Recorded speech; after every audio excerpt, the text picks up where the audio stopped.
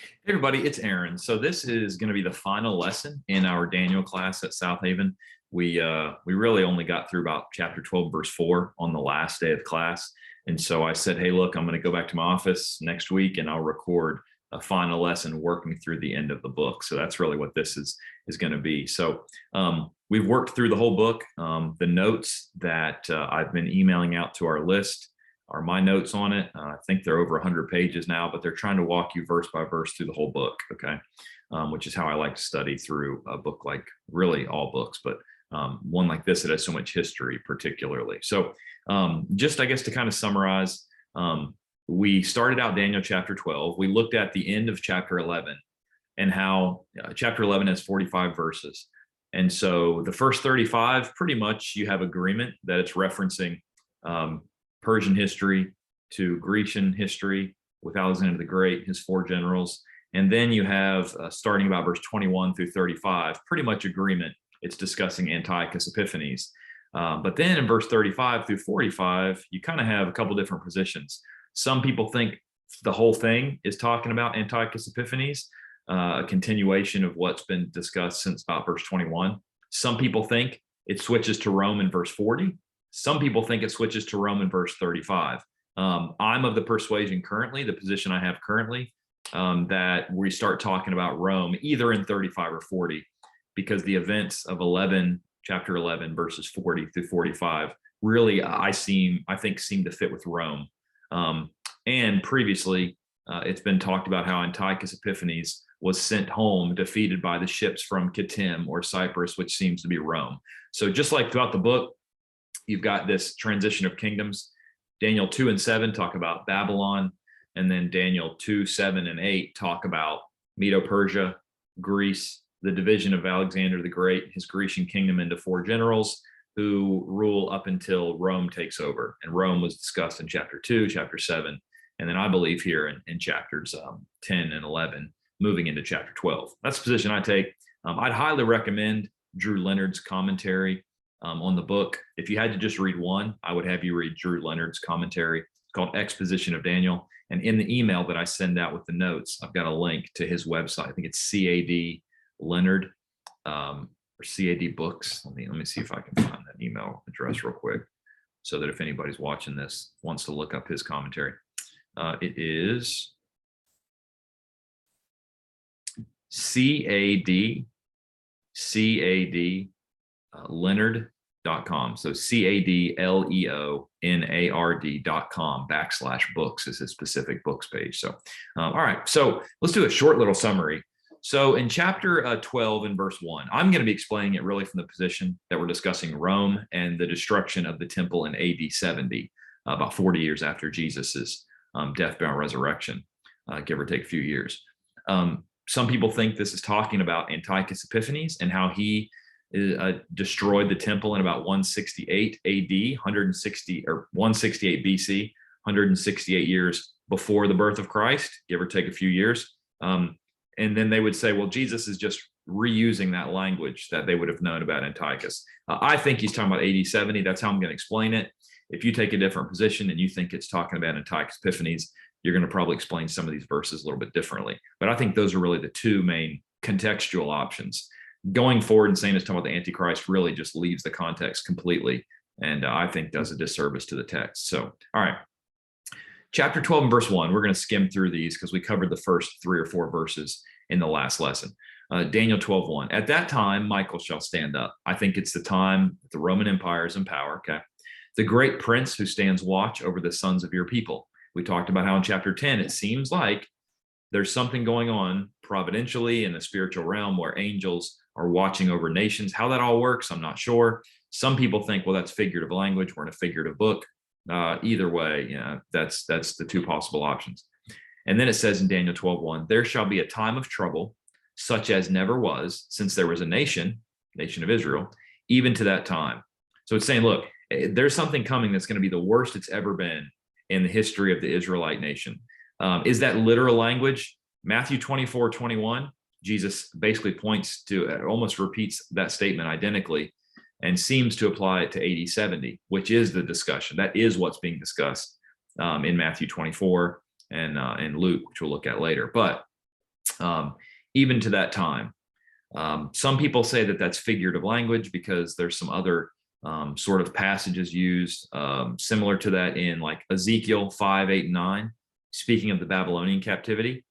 It says, therefore says the Lord your God, indeed, I, even I, am against you and will execute judgments in your midst in the sight of the nations. Context is speaking of the Babylonian captivity. And verse 9 says, and I will do among you what I've never done, and the like of which I will never do again because of your abominations. So different wording, but it sort of sounds to seem, it's sort of similar sounding language of Daniel 12:1 and Matthew 24:21. Is that literal? Is it figurative? Either way, it's saying that what's going to happen in Daniel 12:1, whether it's 80, 70, Jesus recycles that language in Matthew 24. I think I said 21. It might be 22. Matthew 20. No, it's 24:21. No, I'm right. Okay. Matthew 24:21 says this, for then there will be a great tribulation, such as has not been since the beginning of the world until this time, no, nor shall ever be. And that's definitely talking about 80, 70. That's why I think that that's what the context of Daniel 12:1 is talking about, is the Roman kingdom, because it sounds just like Matthew 24:21. Okay. The end of Daniel 12:1. At that time of the Roman persecution, your people shall be delivered, everyone who's found written in the book, right? Remember, context is the Jewish people. How are they going to be delivered at AD 70? Well, those who listen to Daniel's message and to what Jesus would later give in Matthew 24, Jew or Christian, you're going to be, if you listen to Jesus when he says, hey, you see the armies surrounding, you see the abomination, desolation coming, the Roman army, run for the hills, okay? Whether they're a Jew or Christian, if anybody would have listened to those words, they would have been delivered. I have a lot more notes that will deal with some of this, give you some more passages to look up. Some people think that the context is transitioning from the Jewish nation to Christians here. I don't believe that's accurate based on the context. There are lots of New Testament passages that talk about how once Christianity came, God's more concerned with physical or with spiritual Israel than physical. Galatians 3:28, Galatians 3:7, Romans 9:6 through 8, Romans 2:28 and 29. Have a lot more of that in the notes. Daniel 12:2, and many of those who sleep in the dust of the earth shall awake, some to everlasting life, some to shame and everlasting contempt. Is this referencing the judgment at the very end of the world? I don't think so. I don't think that's the point of this context. I think it sounds just like John 5:28 and 29, but it seems like this is just pointing to a future judgment, okay? This judgment language is used a lot in the Old Testament. I've got a lot of notes, which I'm not going to rehash because I covered them, I think, in the last class. It's hard to remember what I've covered and what I haven't, but I have a lot of this in the notes.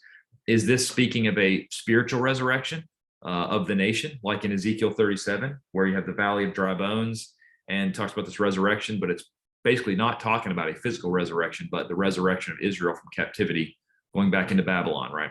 The Old Testament prophets did use resurrection language a lot, speaking of God's deliverance. I have these in the notes: Isaiah 25:6 through 9, Isaiah 26:19 through 21, and Hosea 13:14. There's lots of those in the notes. Is it speaking of a physical resurrection, right? It sounds a lot like a physical resurrection, doesn't it? Even if that's what it's talking about, it's not trying to give you the point that at AD 70, the final resurrection of the just and the unjust happened. That's not the context. We're in a figurative book. And what he's trying to say here, if you look at the context, verse 1, what's going to happen? At that time, there's going to be a lot of trouble, right? A persecution. And the people who are delivered are the ones written in the book, right? This idea of written in a book is used a lot in the Old Testament. In Malachi chapter 3:16 through 18, it's talking about those who are faithful, the remnant. Their names are written in a book. God doesn't need to write names in a book to remember them. It's this idea of, hey, if you're written in the book, you're going to be delivered by God. You're going to be protected, okay? So you see that in Malachi. I think you see it there in Daniel 12:1, right?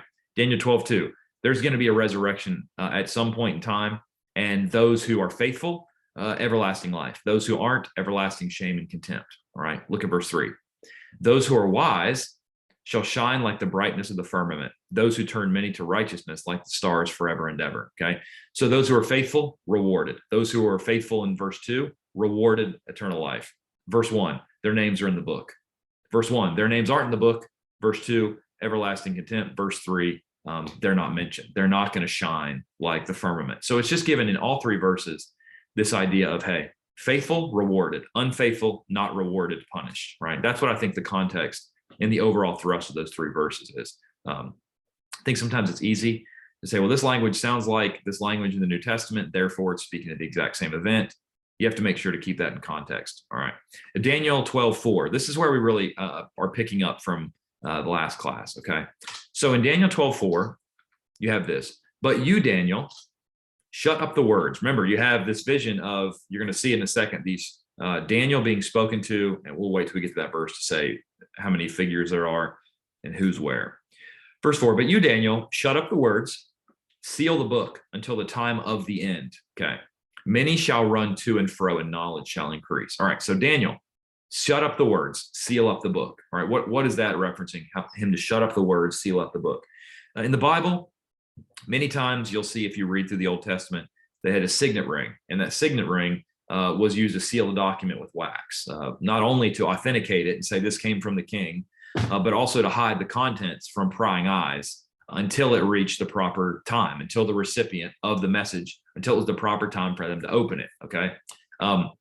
You see sort of language like this in the book of Revelation. In Revelation 10:4, John sees these seven thunders, and it says that he's supposed to seal up. Let me read it. Daniel 10:4, or Revelation 10:4. Now, when the seven thunders uttered their voices, I was about to write, but I heard a voice from heaven saying to me, seal up the things which the seven thunders have uttered, and do not write them. So there's this idea in Revelation 10:4 of something that John sees, hears, and then God says, don't seal it up. Don't tell anyone. Don't write that down. Seal it up. I don't want anybody to know what that means, right? Okay. In Revelation 22:10, you have John told sort of the opposite of Daniel here. So Daniel 12:4, shut up the words, seal up the book. Okay. Why? Because what Daniel is seeing is not going to happen for hundreds of years, right? He's saying seal it up until the time of the end. These events are going to happen way down the history. Daniel is writing at the time of chapter 9 and chapter 10. He's writing during the Persian Empire, right? And we're talking now 400-500 years in the future, talking about AD 70. Even if you take the position of Antiochus Epiphanes, that's still hundreds of years after the current time. This is God looking into the future, telling Daniel about the future, right?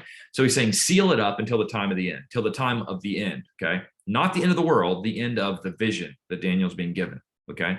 Revelation 22:10, and really Revelation 1, we'll start Revelation 22:10. Revelation 22:10, John is being given, okay, in the book of Revelation, a vision of the destruction of Rome, okay, and the persecution that's about to come on the Christians. And Revelation 22:10 says this, and he said to me, to John, do not seal the words of this prophecy, for the time is at hand. So John is told in Revelation 22:10, don't seal it up, the time is at hand. Don't seal this up, because what I'm telling you about is going to happen soon, okay? Don't try to hide it for a later time. You're going to reveal it. The opposite is here in Daniel 12:4. Shut up the words and seal up the book until the time of the end. Shut it up, seal it up. It's going to be a while before this comes to pass, okay? Until the time of the end. This is not talking about the end of the world. It's talking about the end of the vision. First of all, the context points to this, all right? In Daniel 11:40, at the time of the end, the king of the south shall attack him, and the king of the north shall come against him like a whirlwind. Whether you take that, speaking of Rome, which I think, in the Battle of Actium, where Octavian, who later becomes the first emperor of Rome, or when Octavian battles Cleopatra and Mark Antony, time of the end, not the end of time, right? If you take this as the end of time, that's why a lot of premillennialists will make this giant jump and say, oh, well, we're talking about something 160 years before Christ, but now this fast forwards 2,500 years in the future. Okay, that's not what the context is. That's a big jump that leaves the context of what the entire book has been discussing. In Daniel 8:17, you saw, let me read Daniel 8:17. So he came near where I stood, and when he came, I was afraid and fell on my face. But he said to me, understand, son of man, the vision refers to the time of the end. Okay, look at verse 19 of Daniel 8. And he said, look, I'm making known to you what shall happen in the latter time of the indignation. For at the appointed time, the end shall be. In Daniel 8, the context is what? The little horn that rises out of Alexander the Great's kingdom being divided, and persecuting God's people. That's the same person, Antiochus Epiphanes, that was discussed in chapter 11. Okay. So this is not talking about the end of time. What does it mean at the end of that verse? Knowledge shall increase. I don't know. Possibly it means, hey, Jesus is going to give more information about these events in Matthew 24 and Luke 21.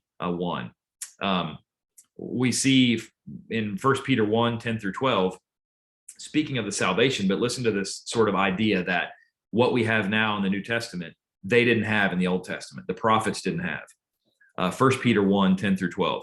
Of this salvation, the prophets have inquired and searched carefully, who prophesied of the grace that would come to you, searching what or what manner of time the Spirit of Christ who was in them was indicating when he testified beforehand to the sufferings of Christ and the glories that would follow. It's probably left referencing things like Psalm 22, Isaiah 53, messianic passages that the people who wrote them, Isaiah and David, didn't know what they were really writing about, right? Even though they were inspired. And now in the New Testament, with this New Testament revelation, we've got, oh, wow, that's what they were writing about. They didn't even know, right? Listen to verse 12.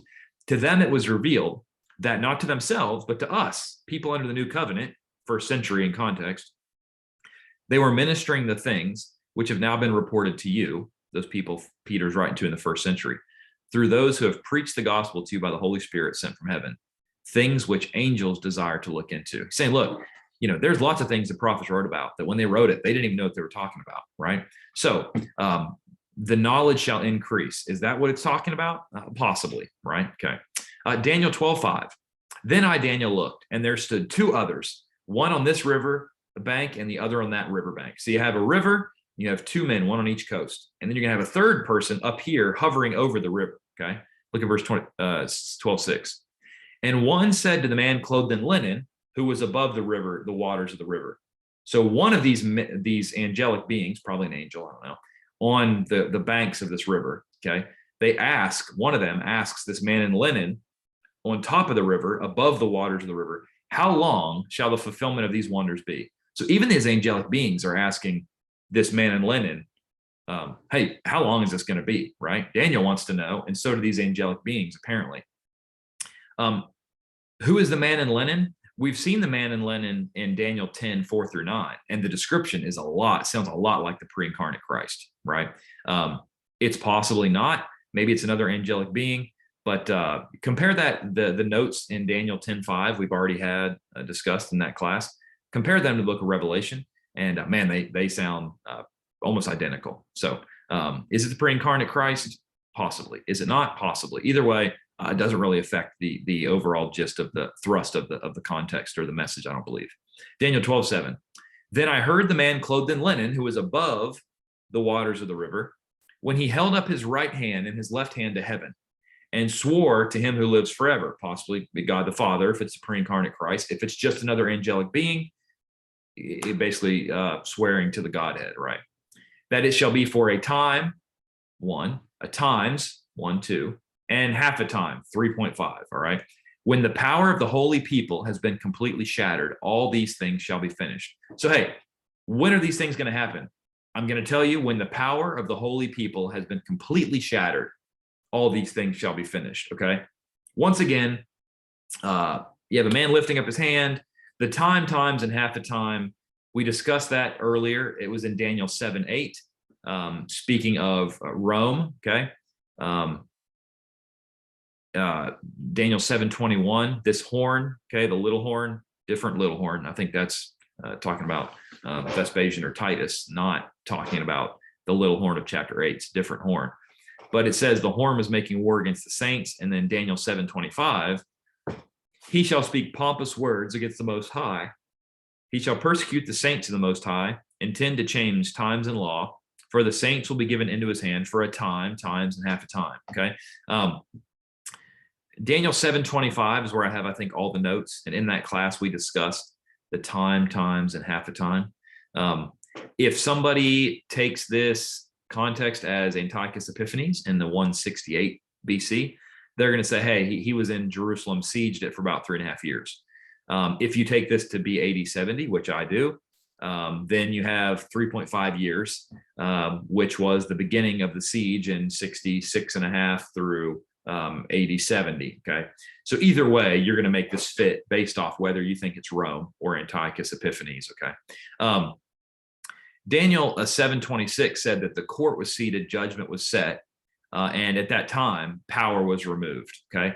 Earlier in Daniel chapter 12, you have this idea of judgment language. Okay. Speaking of the resurrection. In Daniel 7:27, the saints were given dominion and the oppressor was removed. Is that what's being paralleled in Daniel 12? The saints are given dominion, those who are faithful to God, even those people like Paul, who was a physical Jew but became a Christian, and the oppressor, Rome, is removed. Or if it's Antiochus Epiphanes, Antiochus is removed and the Jewish people, right? So that's what I'm saying. You can make this fit a lot of things with whoever you pick, Antiochus or Rome. The real problem with Antiochus, I think, is Daniel 11:40 through 45 historically don't seem to fit. They seem to fit better with Rome. Okay, now, the power of the holy people being completely shattered. While they were damaged and the temple was laid desolate in 168 BC, I think this is really more likely talking about AD 70, okay? Because the power of the holy people, that's talking about the Jewish people in context, has been completely shattered. In AD 70, that temple would be completely wiped out. Rome would not leave one stone upon another, as Jesus said in Matthew 24. And so I think that's the context, okay? All these things will be finished. This vision in chapter 2, the vision was what? From the time of Babylon all the way up till the days of the Roman kingdom when God's going to establish his kingdom. Now you have at the end of the book in Daniel 12, I believe starting in chapter 9, they're going to go out from Babylon.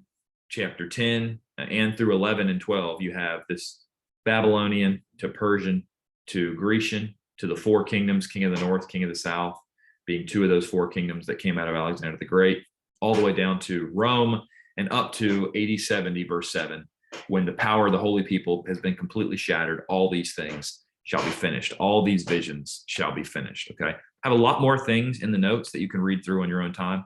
Look at Daniel 12:8. And this is Daniel speaking. Although I heard, I did not understand. Then I said, my Lord, what shall be the end of these things? So Daniel hears this explanation and doesn't understand what's being discussed. I mean, can you blame the guy?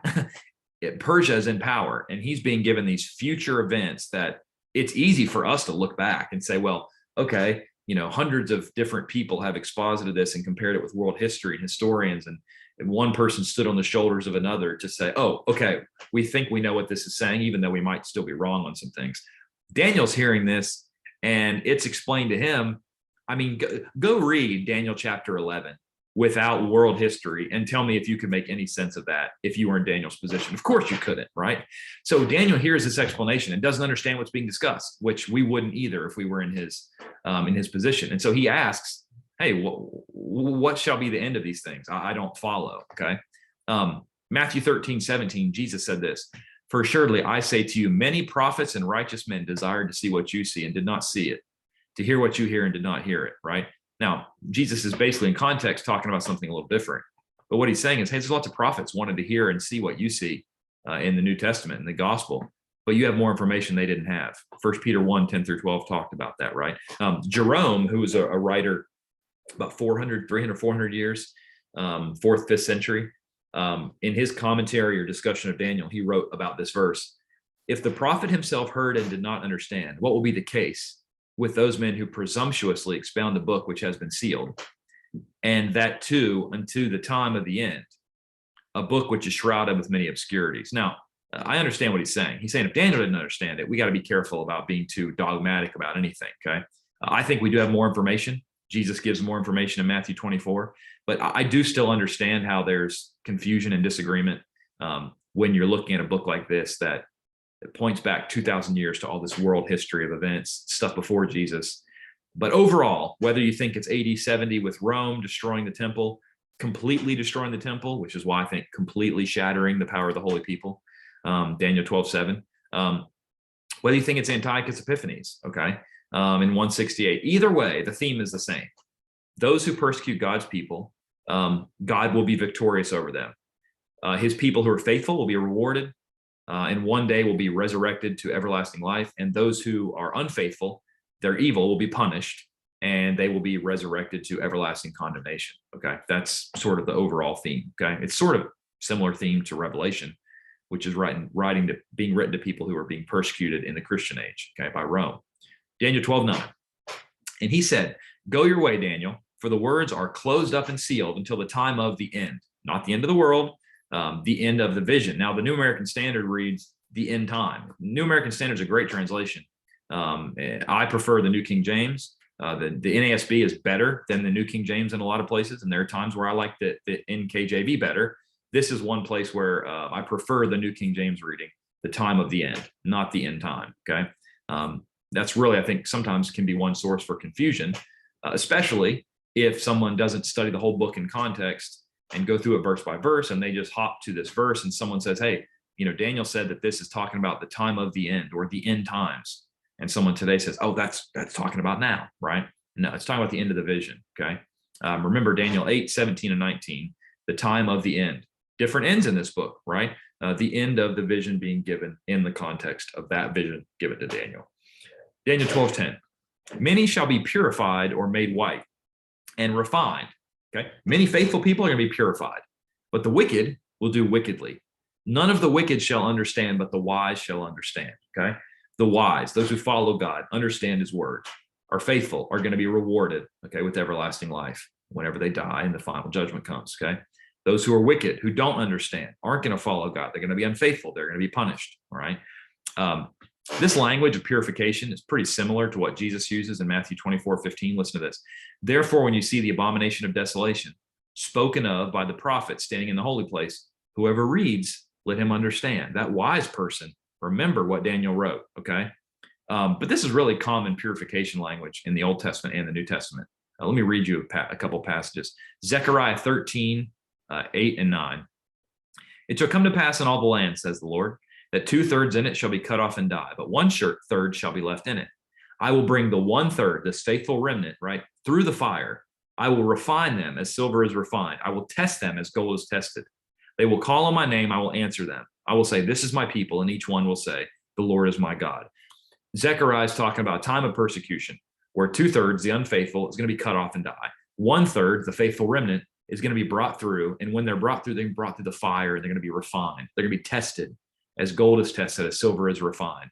They're going to be God's people. They're going to call to him. He's going to respond to them, okay? It's similar language that's being used here in Daniel 12:10. Faithful, refined, purified. God is still their Lord, okay? 1 Peter 1:6 and 7. 1 Peter uses this language. 1 Peter 1:6 and 7. In this you greatly rejoice, though now for a little while, if need be, you have been grieved by various trials, that the genuineness of your faith, being much more precious than gold that perishes, though it is tested by fire, may be found to praise, honor, glory at the revelation of Jesus. You're faithful, and you're going to be tested and tried.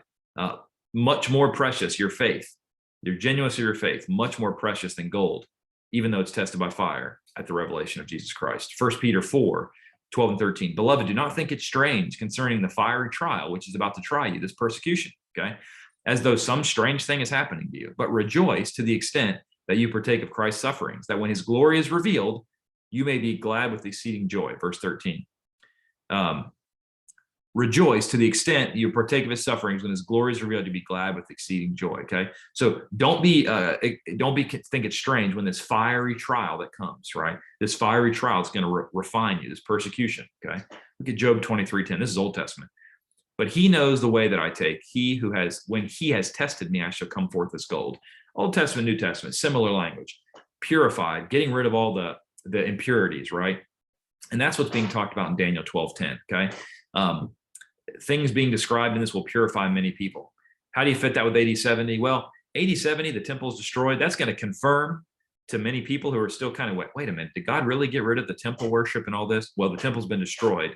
The sacerdotal tables that showed the descendants, the lines, who could be a priest? Well, you have to be from the tribe of Levi.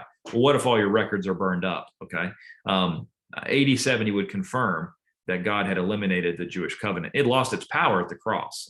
And 50 days later, when the New Testament, the New Covenant was probated, came into effect in Acts 2, right?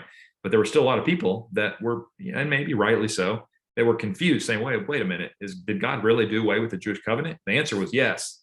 That's what the apostles were teaching. And Jesus had been telling people was going to happen. The apostles go out and preach it.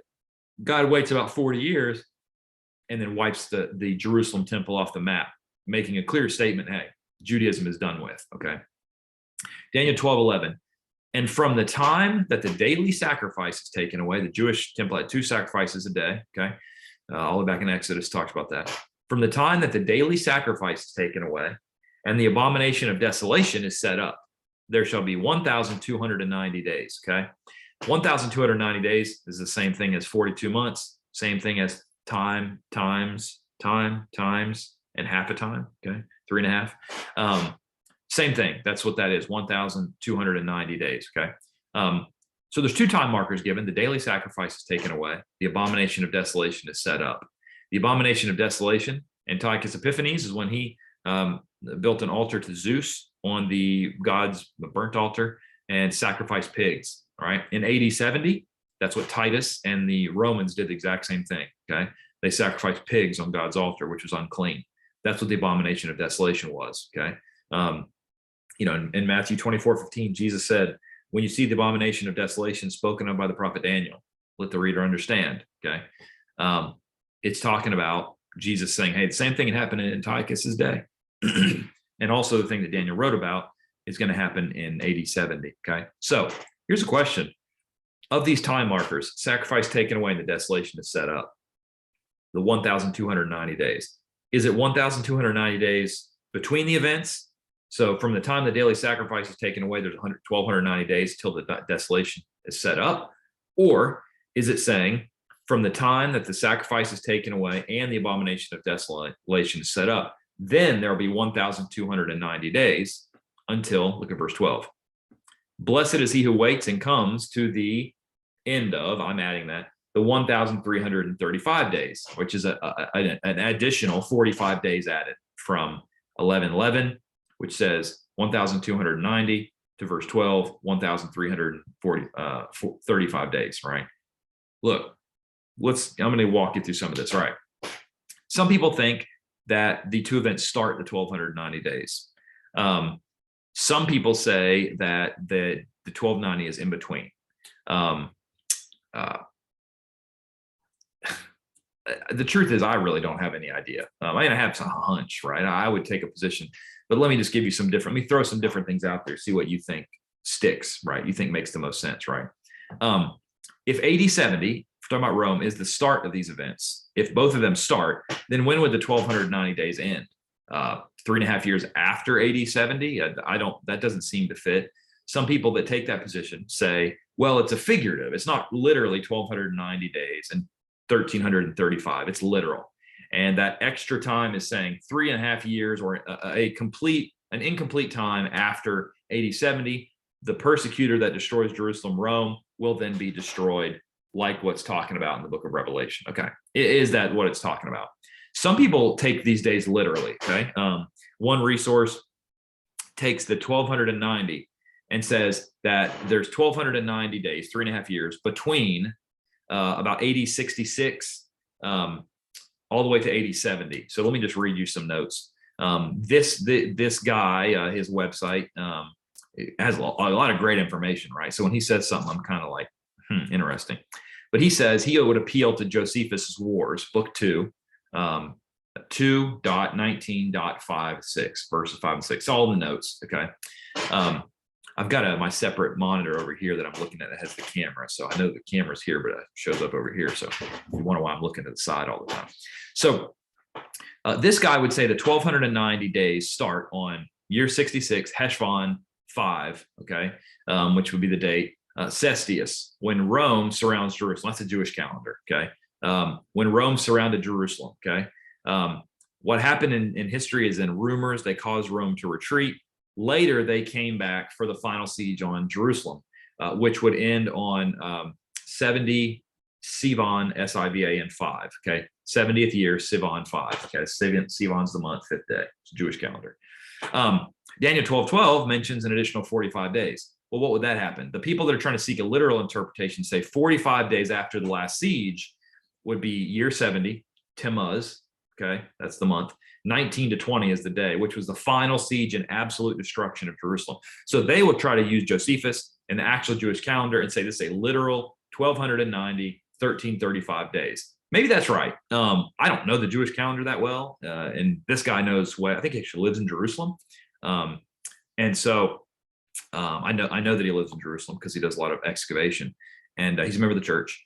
But maybe he's right. Okay, maybe he's right. Some people think it's figurative, right? Some people say, well, look, this 3.5 years, this 1,290 days, is just figurative language saying that it's similar to the times, and half a time. In Revelation 13, the beast is the Roman Empire, and it is talking about it's going to be given authority for 42 months. Well, was the Roman emperor, the beast, literally given authority only for 42 months, 3.5 years? No. It's saying it's figurative there, right? And Daniel's apocalyptic, just like Revelation. So it's saying Revelation 13:5, the beast, who is Rome, who I believe is being discussed in Daniel 12. This 1,290 days is a figurative time, right? Where this ruler, the oppressor of the people, is going to be given dominion. All right. Revelation 11:2 and 3. Similar sort of language. Okay, 42 months. It says that the Gentiles will tread the holy city underfoot for 42 months. Okay, similar type language about this period of time: 3.5 years, 42 months, 1,290 days. Okay, some people say, wait a minute, a lot of those other places in Revelation have said 1,260 days. Why does it say 1,290 here? There's a difference of 30 days, 1,260 to 1,290. Some people say, well, look, that's the point of the text to say it's not literal, it's figurative. That's why 1,260 and 1,290 are given pretty close, about 3.5 years, but there's a little bit of a variation. I believe Jewish calendars, they celebrated 30-month or 30-day months, like just all of them were 30. And then they'd have every few years, like a leap year type thing. Maybe that's trying to tell us that this number is figurative, right? Maybe not. Maybe it's literal. Maybe the dates that I gave you earlier. Maybe that's right. Okay. Which one is right? I don't know. I'll let you be the judge of that. Let you pick. Daniel 12:12. Blessed is he who waits and comes to the 1,335 days. Now that's 45 days longer than the previous verse 1,290. Okay. So some people say in Daniel 12:11 that 1,290 begins when the sacrifice is taken away and the abomination of desolation is set up. Then there's going to be 1,290 days. Okay, that's going to be a figurative length of the Roman persecutors' dominion, and then the extra 35 days they wait.